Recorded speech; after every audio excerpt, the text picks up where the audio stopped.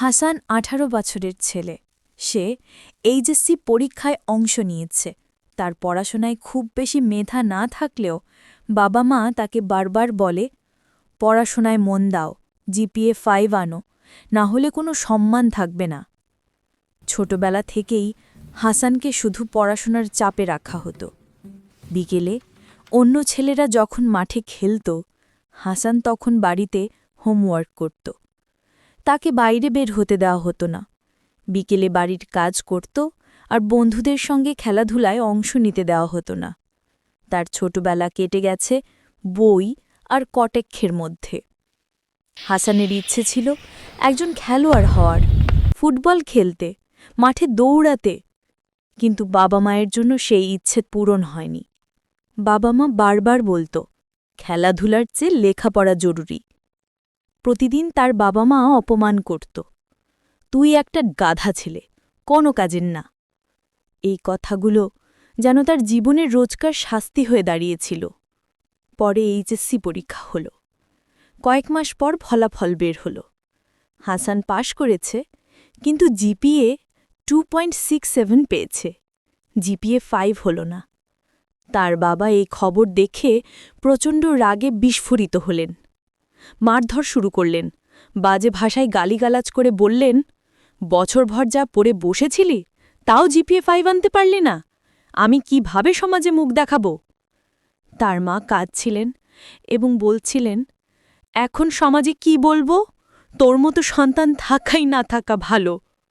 পাশের বাড়িতে বিভা নামে একটি মেয়ে আছে। সে প্রত্যেকবার জিপিএ 5 পেয়েছে। তার মায়ের জন্য মিষ্টি নিয়ে আসে এবং গর্ব প্রকাশ করে। পাশের বাড়ির মেয়েটির সফলতা দেখে হাসানের বাবা আরও লজ্জিত হলেন এবং রাগ বাড়ল। এক পর্যায়ে তিনি হাসানকে বাড়ি থেকে বের করে দিলেন। বাড়ির লোকের কটূক্তি, লজ্জা দেখিয়ে বাইরে ফেলে দিলেন। কিছুক্ষণ পর এলাকায় চিৎকার চেঁচামেচি শুরু হলো।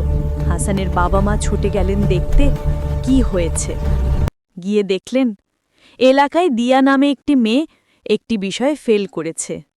তার পরিবারের তিরস্কার ও নির্যাতনের কারণে সে সহ্য করতে না পেরে প্রাণ হারিয়েছে। এই ঘটনার সংবাদ পেয়ে গ্রামের মানুষ চরম শোকে অনুশোচনায় ভেঙে পড়ে।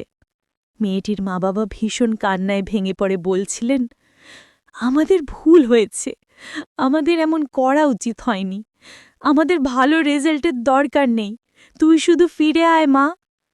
এই খবর শোনার পর হাসানের বাবা মা এক মুহূর্তে বুঝতে পারেন যে তারা কি করে তাদের ছেলের ওপর এত অন্যায় ও অপমান চালিয়েছে। তখনই মনে পড়ে যে তারা তো হাসানকে বাড়ি থেকে বের করে দিয়েছে। তারা ঘর ছেড়ে বেরিয়ে পড়ে ছেলেকে খুঁজতে। গ্রামের প্রত্যেকটা অলি গলিতে খোঁজ করে, মাঠে খোঁজ করে, রাত্রি ধরে খোঁজ চালায়, কিন্তু হাসানের কোনো সন্ধান মেলে না।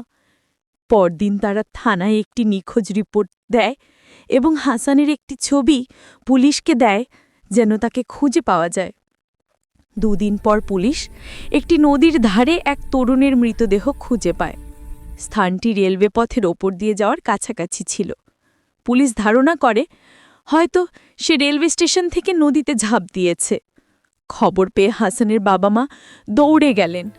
দেখলেন তাদের ছেলেটা, যাকে তারা একদিন গালিগালাজ করে বাড়ি থেকে তাড়িয়ে দিয়েছিল, আজ নিঃশব্দে শুয়ে আছে।